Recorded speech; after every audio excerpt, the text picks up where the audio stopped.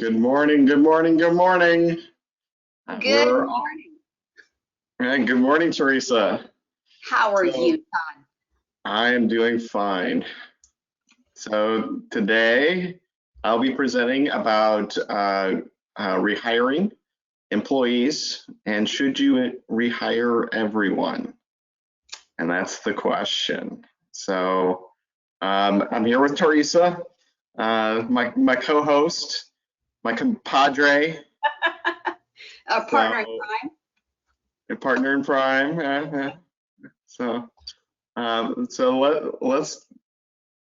Let's get started. So my plan is to do a quick introduction, and then we'll get into presentation. Then we'll try to take as many questions as possible. So I'm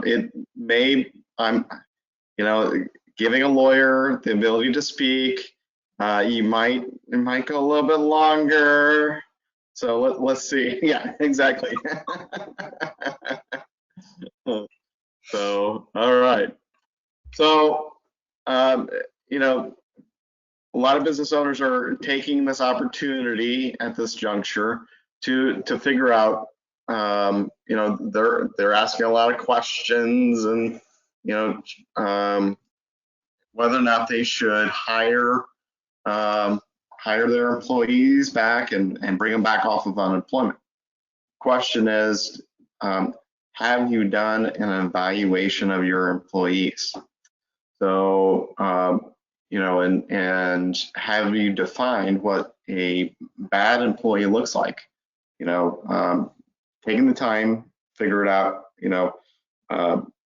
We know we don't want somebody that will steal. We know somebody that we don't want somebody that, just out and out bad. But do we truly know what a bad employee looks like? Have you truly defined what they look like? What is their value system? What is a bad value system within your organization? And we'll talk about, why that's important. What type of personality fits well with the job? Every job is not the same. So we need to be evaluating, what personality we are fitting within the job. We want to make sure that we have the right people on the boat, in the right seats, and we'll talk about a lot of that as well. But what are your standards for your job, for each job as well? So, what are the standards? What's your expectations? What's your limits and your expectation of what is that employee supposed to produce in a day's time? So, with attorneys, we have billable time requirements, and we need to make sure that we know exactly what the employee needs to know. What's their standard? What's their expectation? Same thing with it, with any job. It doesn't matter, if it's manufacturing widgets, turning tables within a restaurant. There are certain standards, and you've got to know what you have to set out those expectations. And it's important to do that. But it's so important to get the right, as Jack Welch talks about, getting the right people and the right jobs is a lot more important than developing a strategy. You can have the best strategies in the world, but if you don't have the right people in the right seats, all your business strategy will not be accomplished. So,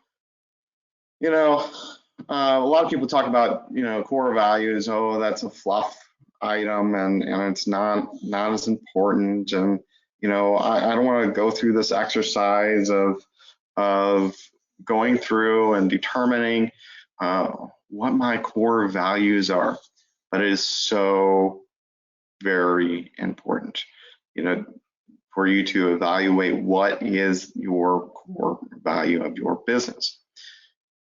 It's defining your soul of your business. That's your core values. And it's to the point where, you know you have a good core value when you can tell a story about it, a value of your company. And I'll use one example for my own business. For years, I've always talked about one of my key values is family first. And everything we do within our organization is centered around being a family and knowing that your family is more important than anything else. Because when you are buried deep down, it's not gonna, you're not gonna say, man, I wish I billed an extra hour of those billable hours. I wish I would have thrown in another billable hour sometime. That's not your value. I want people to value seeing their kids going and going to the field trips and participating. So that core value is very important. We as a firm may not pay our employees as high, but the value of family first is so ingrained and so important to us that we value that over sometimes over the value of the dollar. So using something like that. But we also have 3 other core values that we can talk about. And but you want to make sure that you have some kind of story and be able to explain something. Integrity is another one. Anything that we do, we want to do with integrity being the main goal. And then we kind of value those and judge those throughout within our organization. But these core values should not be idealistic, but what you live by. We over the years we kind of talked about different core values and throwing them in, and we thought, oh, this is a great core value within our organization. But the problem is, it was too idealistic for our organization. We were not putting it in practice. So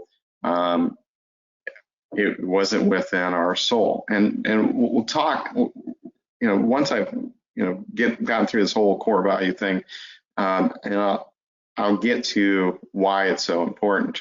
But each value must be in order of its value. For example, we believe in first in integrity, then we believe in family first. So if we have a lot of work that's going on, and we know that there's a lot of work that we've lined it all up, and we know that we've planned our day and planned our week and planned our month. We know hey, I've got a certain number of billable hour requirement.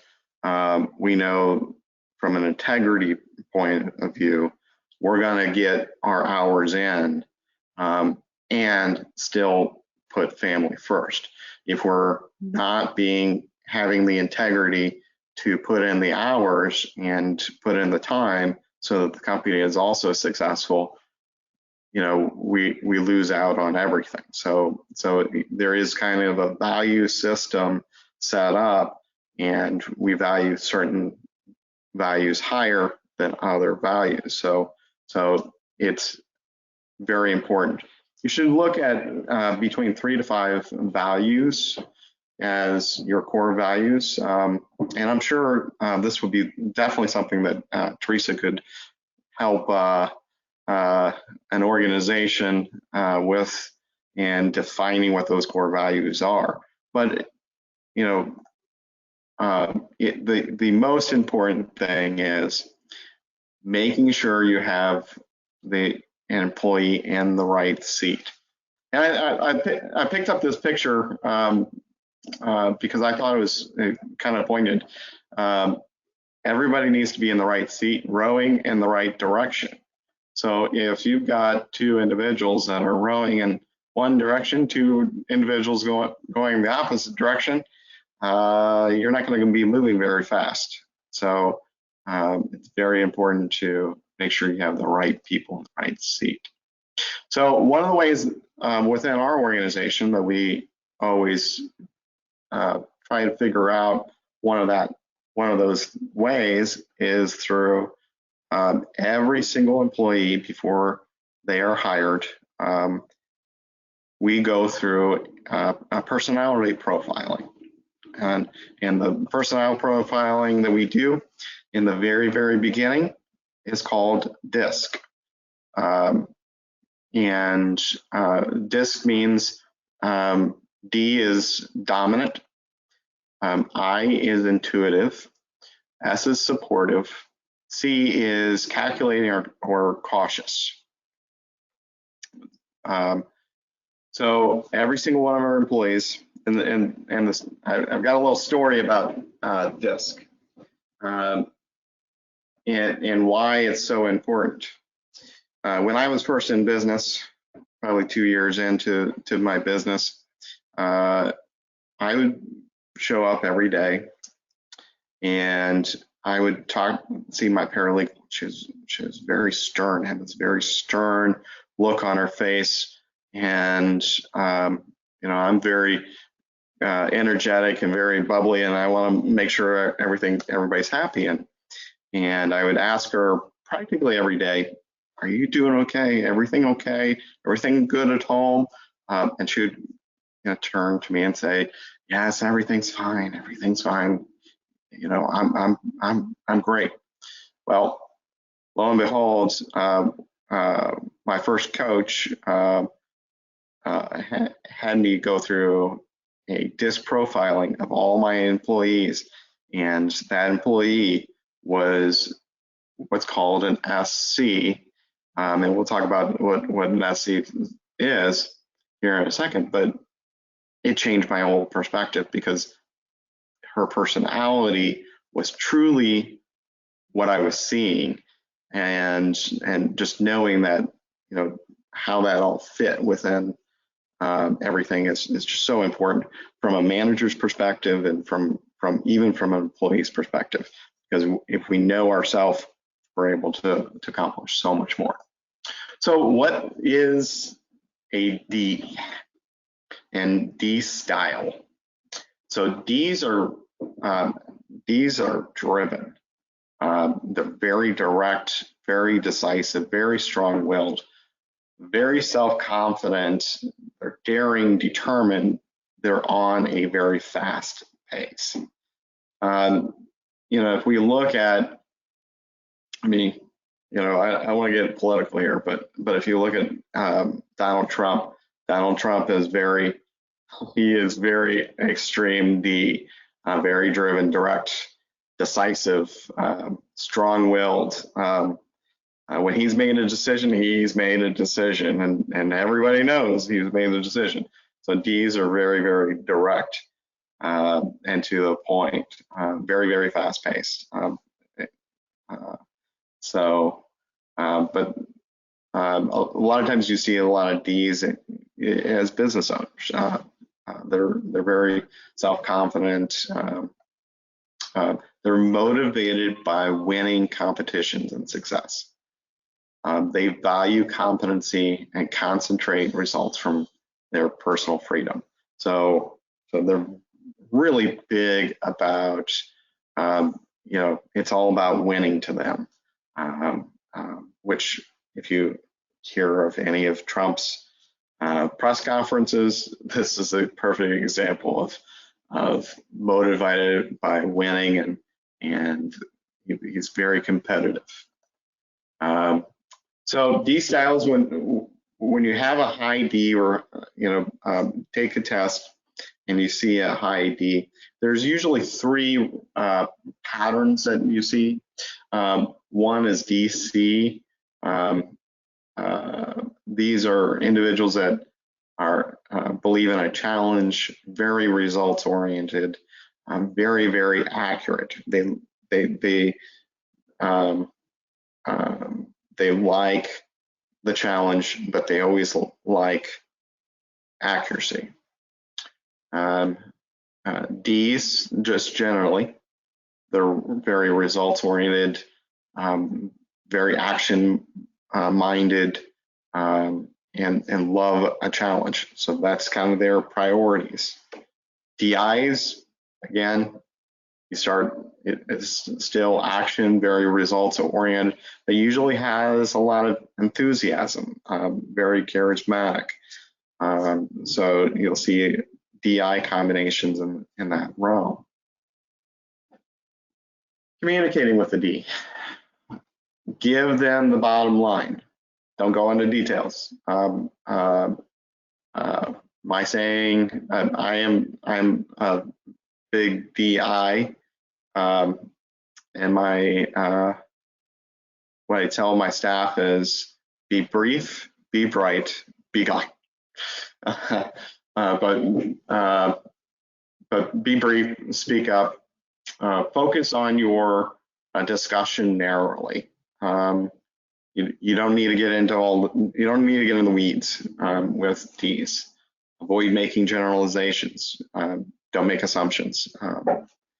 Refrain from repeating yourselves. If you repeated yourself multiple times about some different issue,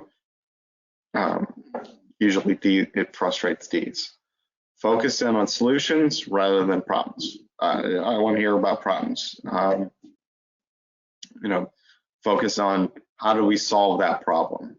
And I think that I don't want a personality profile and get into the weeds of the psychological workings of Mr. Trump, but he always worries about the solution rather than the problem. He doesn't want to hear about problems.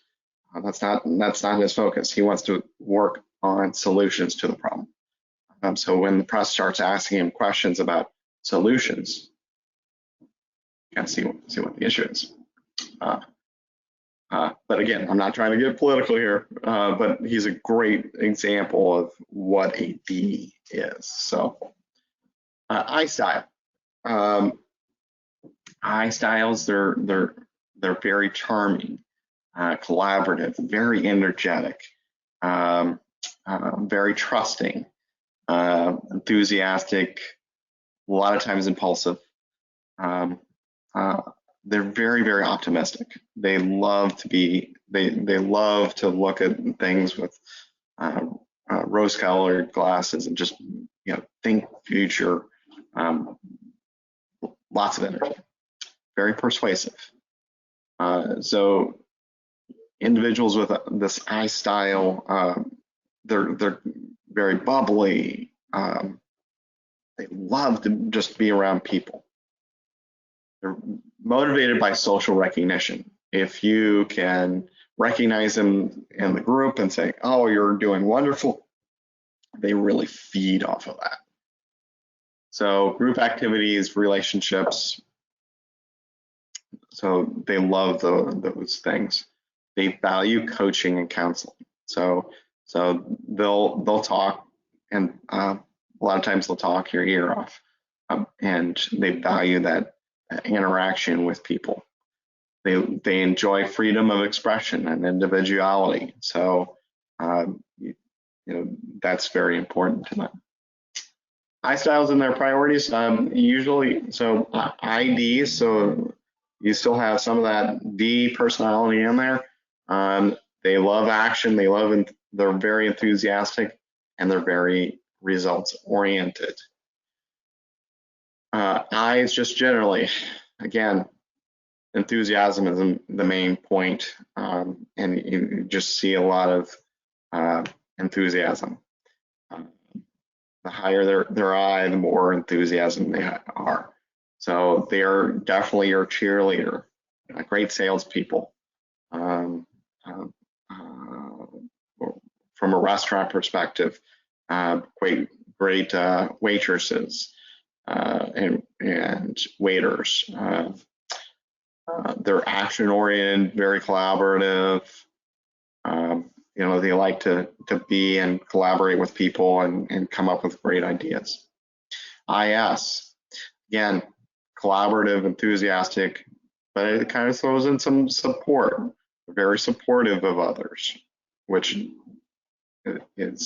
brings out that S personality. Communicating with I's.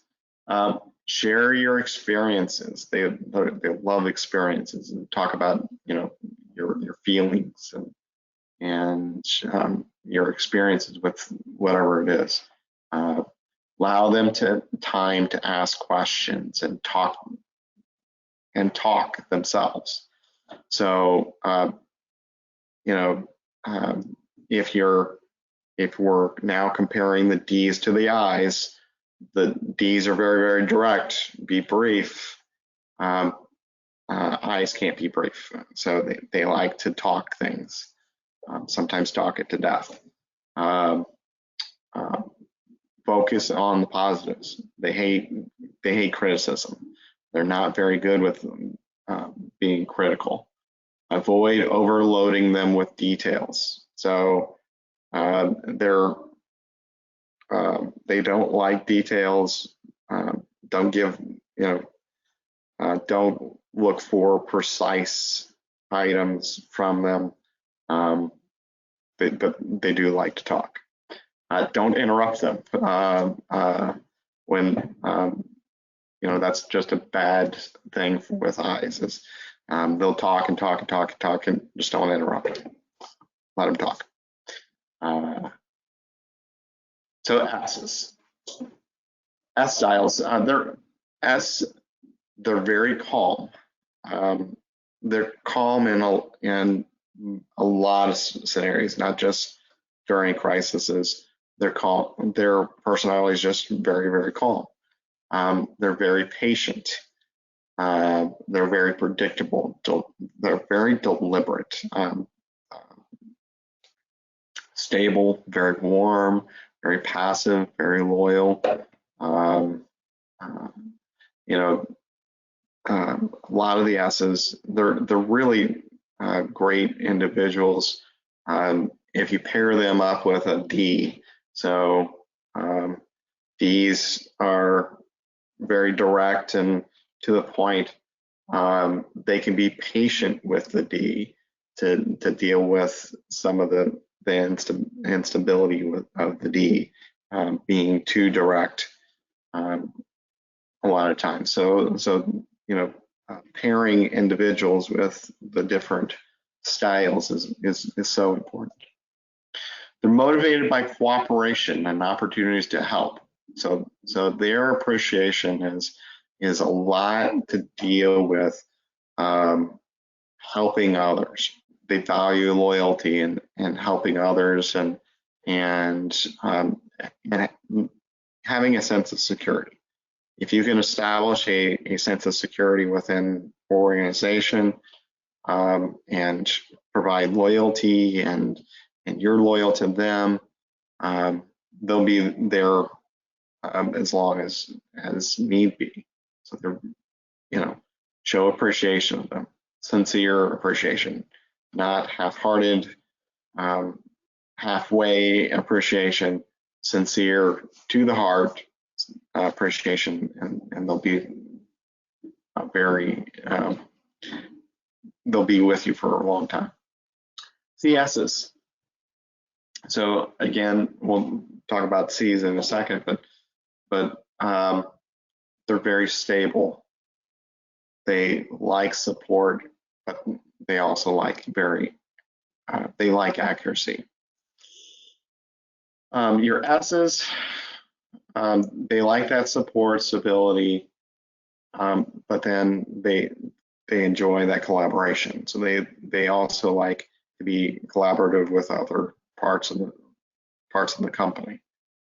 IS's, collaborative support, but they also throw in that enthusiasm, that little spark. So everything is dealt with within the confines. Communicating with an S. Be personable and amenable. Express your interest in what you expect from them. So don't sugarcoat anything. but give them, express your interest, being sincere, being from the heart, and tell them what you expect. If you have not set out the clear expectations, causes frustration with them. Take time to provide clarification. Be polite.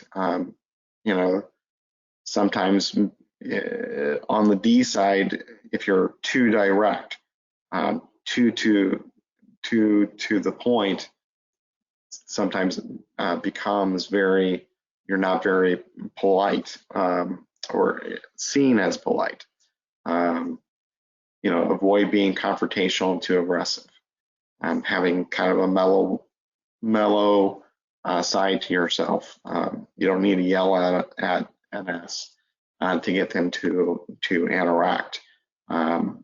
Just being nice, being cordial with an individual provides that boost within S's. C's. C styles are cautious, systematic, very private, very objective, analytical, very diplomatic, very accurate, very reserved. As you go from D to I to S to C, you do see a slower pace, and this is not a negative thing, but when you're picking up what a C is, they're going to judge their wording and words. Compare that with a D. Your D's and your I's, they're very, very fast paced, and sometimes they say things that they don't mean.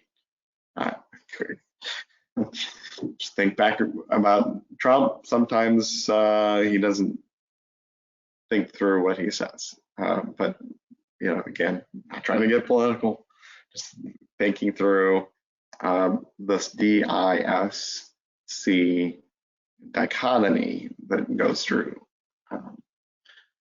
C's are motivated by opportunities to gain knowledge, showing their expertise and quality work. For C, it is about quality work. They value quality and accuracy more so than anything else. So C's are very, very good workers because they like to provide quality work. Sometimes, and you have to think about, sometimes that C style will get into the weeds. So you have to think, if I'm hiring an individual, we'll start getting into this. I need very detail-oriented work, and I hire a DI. You're going to get high quality work. You may get high quality work, but they're not as careful with the details. So be careful what you're looking for within an organization and where you stick individuals. So if the position needs a high detailed type of scenario, you need to hire that C person to work around individuals. So you gotta pick what you're wanting. So again, C styles, CD, they like challenges, they're very accurate, very results oriented. C, again, accuracy, believe in accuracy, stability, and likes challenges. CS, very stable, very accurate, very supportive. So communicating with C, focus on facts and details. You want to provide them with the evidence and give them the details that show, hey, They know what's going on. Minimize pep talks. You don't need to let them down easy. Give them the you don't need emotional language. Just give them the facts, nothing but the facts. So no emotions, no emotional language. Be patient with them. Be persistent. Be diplomatic. Now that you've figured out, okay, from a personality profile, so from here, you know, before I even make a hiring decision, I always look at kind of going back to DISC, what is that person going to be like when I put them in a job? And I hired a paralegal probably 3 or 4 years ago, and I had a choice. I had 2 candidates. One was an IS, one was an SC, and one had management experience and a few other things, but they were high IS. Then I saw the SC, and I knew that I needed a paralegal that was detail oriented. And so when I made the hiring decision, I chose the one with a little bit less experience that didn't have the management experience and was a little bit more detail oriented in order for that job, because that job required more detail orientedness than the people person. So evaluate, you truly evaluate what that person is when you're putting people into a position, because if you put somebody strong D or strong I in very, very detailed, you don't want a DI handling your accounts, your finances, and looking at the numbers. You want somebody that is more SC, somebody that's very looking for accuracy with your numbers, looking for very specific characteristics. So personality profiling is a perfect way to evaluate the hiring decisions. And if we're rehiring, doing a personality profile to determine whether or not that person should be rehired and stuck in that same seat, this is a perfect opportunity to do so. All right, so we've done our personality profiling. Now, we know that based upon that personality profile, they are the right fit for that job. So they are now, we've defined what that personality is. They're in the right seat for the right personality for that job. So does employee GWC it? So GWC is a term I've pulled from there's Vern Harvish and there's also the EOS system. And one of the things I use within my organization is the EOS system.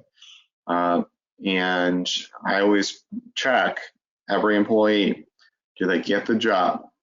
Are they able to see the vision? Do they want to join me to my vision? So I'm checking to see if that's the case. Do they want the job? Do they even, are they just doing it for the paycheck, or do they truly have a passion for that job? Do they have the capacity to do the job? A lot of times you hire individuals and maybe maybe the job that it was in the olden days, they were able to do the job very well. But as the years have changed, the job has changed as well. And maybe they don't have the capacity to do the job anymore. Capacity to do the job, that is something that you can fix. It is fixable, but you have to check and see what does that mean. So, do they have the skills? Skills may mean, hey, we need to take a step back. Maybe we need to do some more training. Maybe they need to go and take a couple college courses, or they need something else. So capacity, you can train capacity, but the question is, how fast is that capacity going to be granted with that individual? If they get the job, and they want the job, they're passionate about that job, then that's great. If they're just doing it for the paycheck, probably need to find somebody better. So, use this opportunity to double check it. So we've talked about core values and personality, and we've talked about get it, want it, and capacity, or GWC.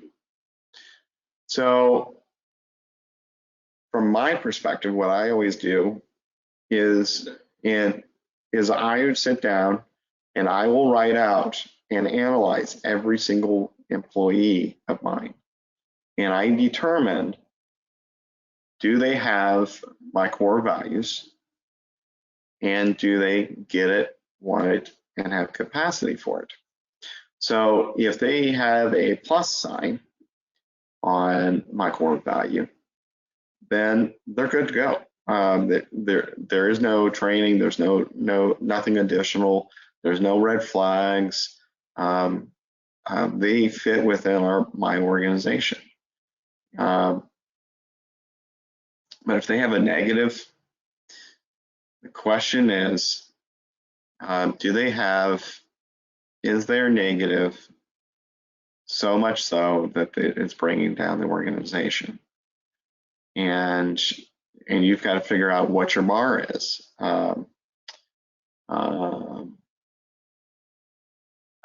So we have Sally, John, and George. So you go through and look at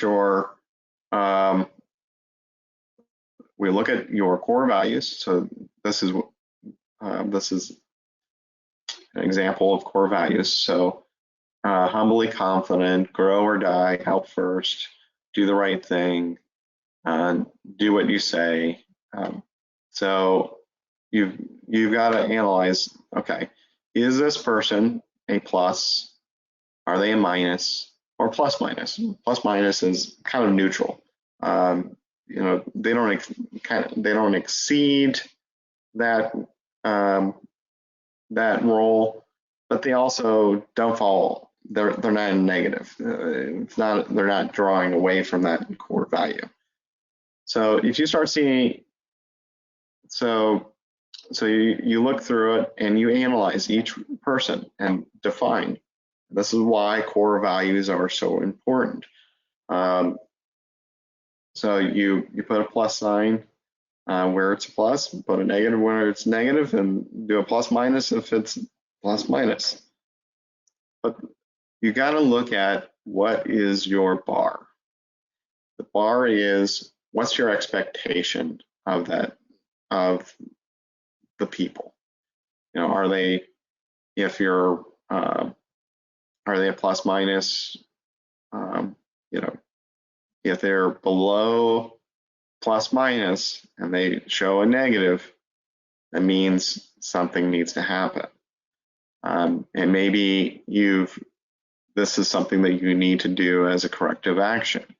You need to correct some action within your organization, within that person, figure out what the issue is. So and you have too many negatives, then they're not happy. They're not happy with your organization, and this is a person that you need to evaluate and figure out whether or not you need to pull them off the boat and stick them into the other line called the unemployment line. So they also have to get it, want it, and have capacity. So if you have a yes, get it and want it, has to be a yes. No questions asked. It has to be a yes. If it's not a yes, they don't get it, they don't want it, they need to get off the boat, and you need to find a new employee. Do they have capacity? This is a judgment call. If they have, they may have capacity, but if they don't have that capacity, the question is, can you get them the capacity, and how fast can you get them that capacity? So how often should you use the people analyzer? Anytime you're hiring. When you're hiring, the question should be, are the questions you're asking about in your interview about your core values? So you should, and this is so important within your organization, is making sure that you're asking questions to determine whether or not they are a good fit within your organization. So when you are now rehiring these individuals because of the layoffs, you need to start asking your question: are they a fit within my core values? Ask them questions about your core values. Then 30 days in, you need to be doing a review. Determine, are they on that people analyzer? Are they a good fit? Do you see pluses? Especially in the GWC. Do they get it? Do they want it? Do they have capacity? First 30 days, you're still in a honeymoon period. So it's time to just step back, analyze, see if you're on the same page. If you're on the same page, great. If you're not, we may need to start moving to the door. 60 days. At 60 days, you're going to start seeing if they're a good fit or not. And if they're not a good fit, you need to start making corrective actions right at that 60-day mark, because you want to make sure everybody is on the same page and start talking about, hey, we have this core value within our organization. I really believe that you need to be on the same page with regards to that. Not by 90 days, if they're either a fit or they're not a fit. And you, again, sitting back, looking at your core values, looking at GWC, and then every 6 months after that.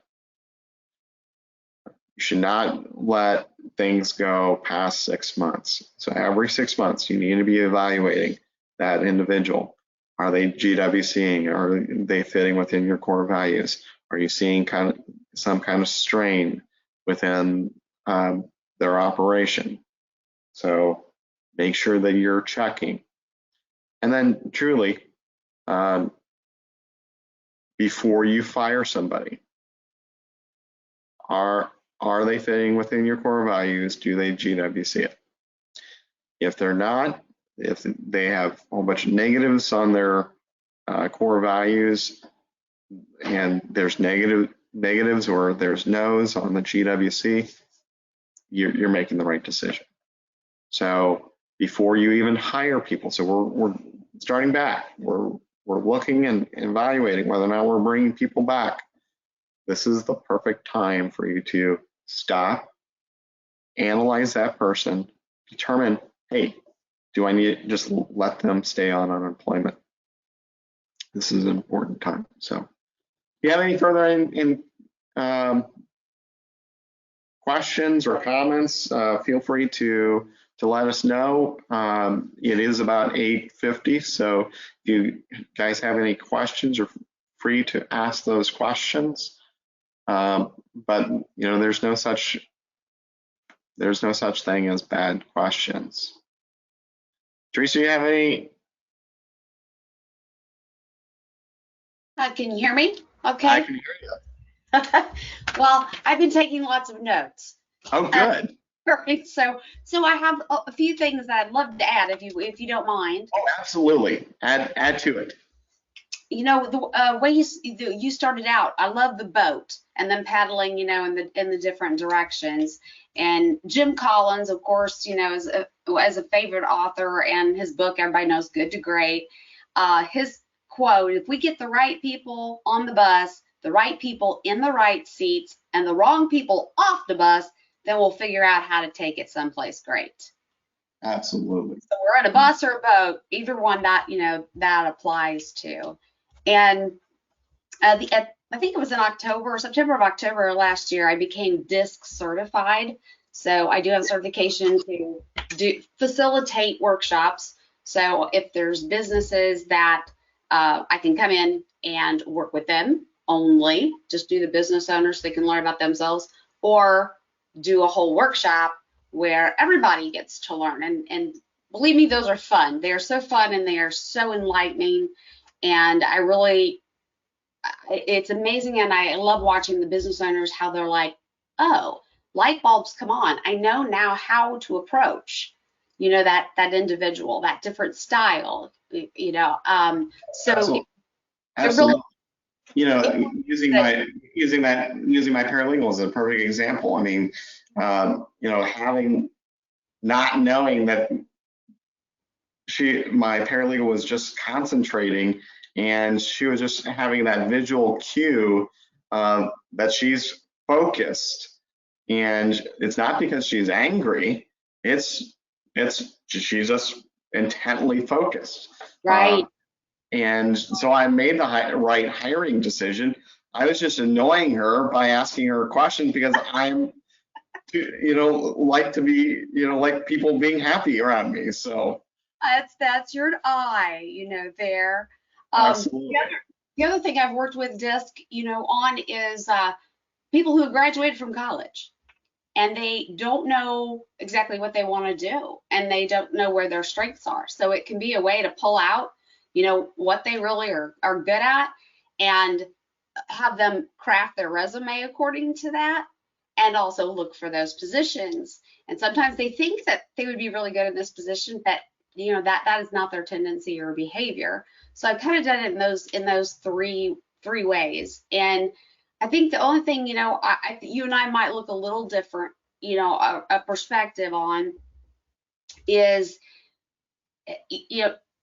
DISC is there to measure the behaviors and the tendencies that are going to be in the workplace, their style. There's an element of personality, obviously, that comes out of that. But I just really want people to understand it's not a personality test by itself. Because some think that that's, strictly what DISC is. It's behavioral in nature rather than cognitive.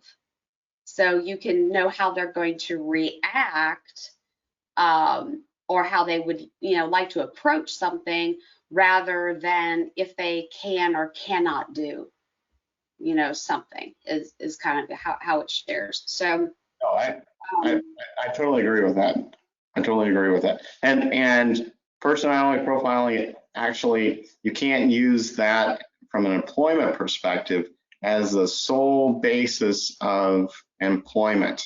So just, I want to make sure that I'm clear on this, that you can't use personality as a reason to terminate, or a reason for a hiring decision. It needs to be one of the many things within an interview. Absolutely. Taking everything into account, there. The thing that I, really, which you hit on, I don't like it normally in hiring, except if we all know that we think we had a real great interview when we have somebody across, and it turns out, they're probably like our style, right? And so, oh my gosh, this is going to be a great employee. I'm so this is the one I want.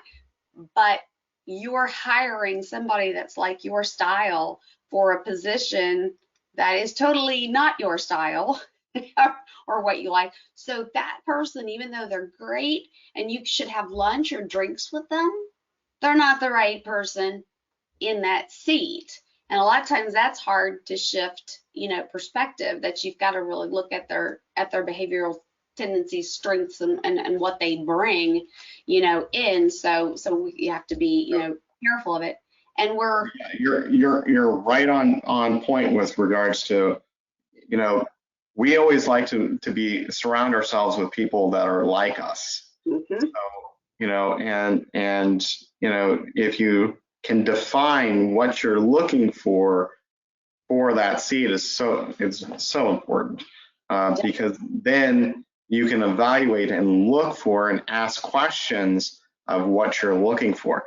Because DISC is also, because it's behavioral, people will sometimes adapt in an interview. If you're very direct and very assertive and things of that sort, they may elevate and move their personality to fit that DISC, that D personality, and you're not getting a true sense.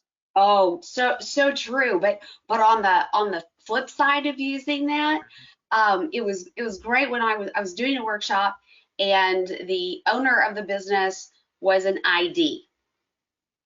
And so she would go out, she'd be all excited, right? And she'd be going out, she'd be telling, her staff all of this, and she'd think that she was getting them fired up. And she had a bunch of SCs, or S's or C's that work for her. And that's what, with respect to her business, that's exactly what she needed out there. But it was kind of like, why aren't they getting me? Why is this not, as it seemed like it's important, right, as it is to me? So it's great for leaders, business owners, to be better at what they do. And then to your point, when I do the workshops and everybody gets their individual reports, okay, so they know what their style is and they can see how to work with other styles. I also run comparison reports for every business owner or leader against every one of the employees, so they can learn, how best do you communicate with it. So I've had a couple of people who went through the workshop say, well, am I being fake when I approach them like this and ask? No, you're approaching them in the style that they comprehend best. So, for example, again, we had ID, and we had a person who was a C or an SC. They like challenge.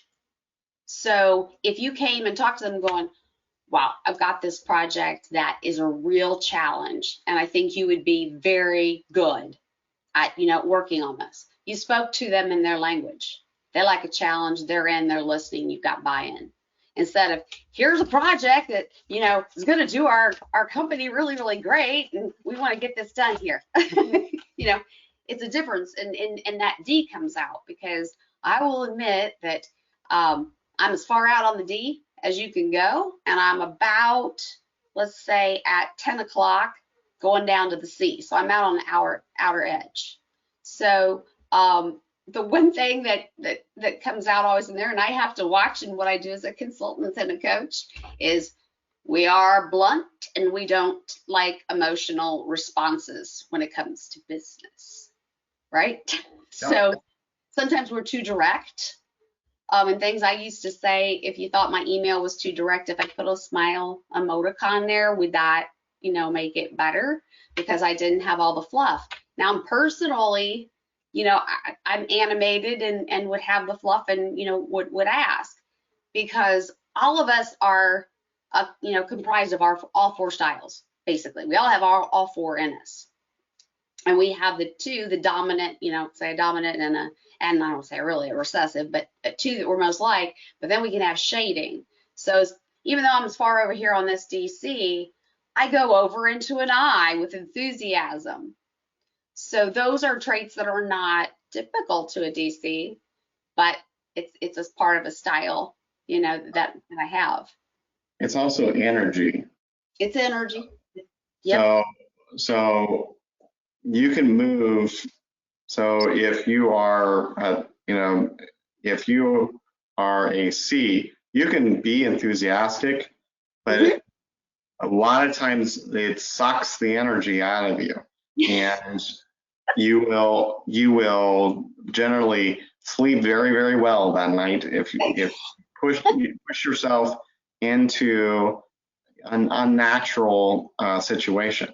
So a lot of times especially within an organization, if you have that if the person in that seat, if they're adapting all the time to a different personality, it sucks the energy out of them, and they just feel drained all the time, and their energy is lost. So you again, making sure you got the right people in the right seat. And they don't know that. They may not realize it themselves that that's what's causing it, because going back in corporate life and what I've seen a little bit since I facilitated these workshops is that we've moved people. I actually had somebody who was working under me, and they did a fantastic job over here in this department. We wanted them to come into our department. Wrong seat. So I had this high performing, really excellent employee over here, moved over here, and now, became a C. I mean, not a C in DISC, but let's say a letter grade. They were an A+ here, and they became like a C to a C-, over. And so I really try to stress to the business owners, you got to look at that and make sure that you might have a really good employee in the wrong seat. Move them. Is there something else, in the organization that their strengths are? And doing these DISC assessments can really pull that out. Yeah, absolutely. And it's great having a resource to have somebody like you that can provide those DISC profiles. So I love it. I mean, that's probably one of my favorite things. We'll see if I look at any more notes.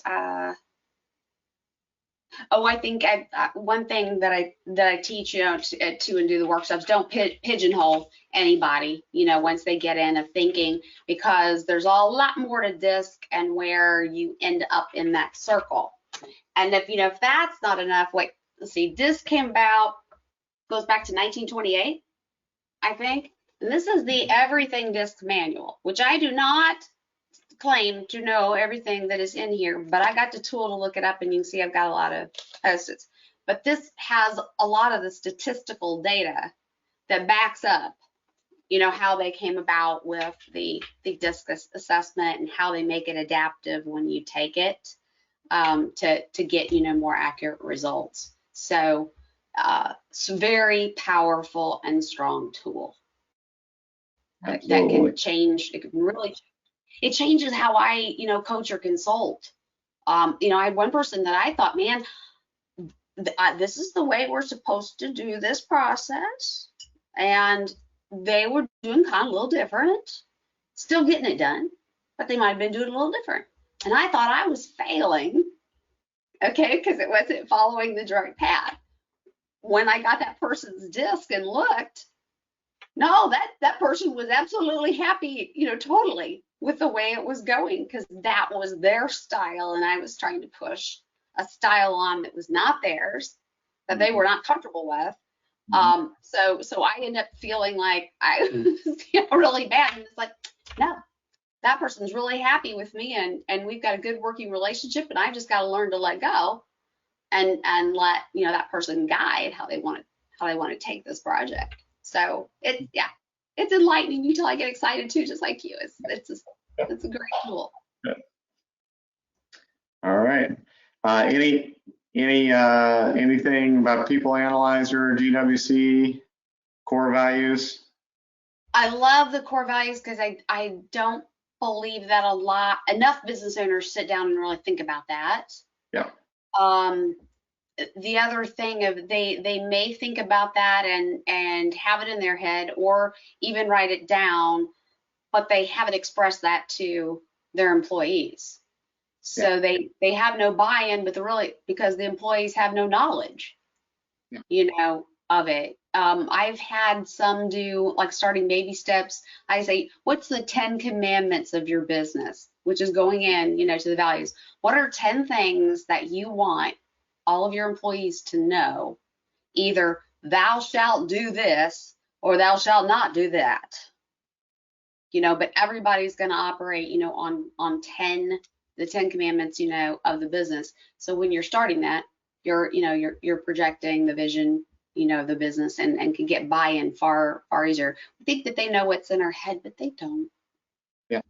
Well, and it's important to evaluate and having standards.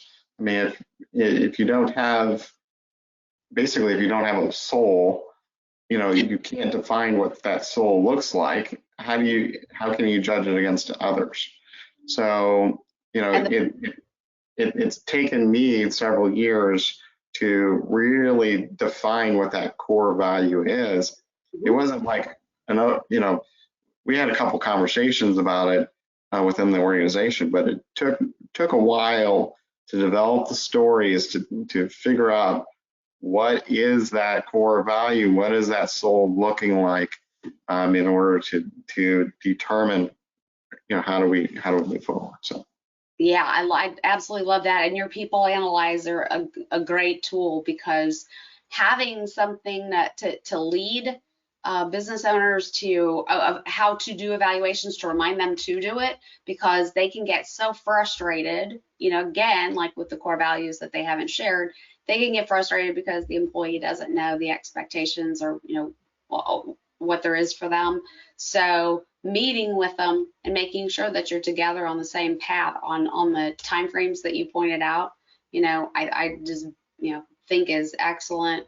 Nobody, and we know this, of course, we've heard it, many times, that if anybody's came out of corporate, whenever you would go, if you would have a annual evaluation, performance review, or maybe, biannually to have that, none of the things should be a surprise, right? You should have already known about them. So by doing that 30, 60, 90, and continuing to evaluate and talk with them, you can make sure that, you're giving the employee all the tools and the knowledge that they can course correct if it's possible, or even excel, further in what they have. So great tool.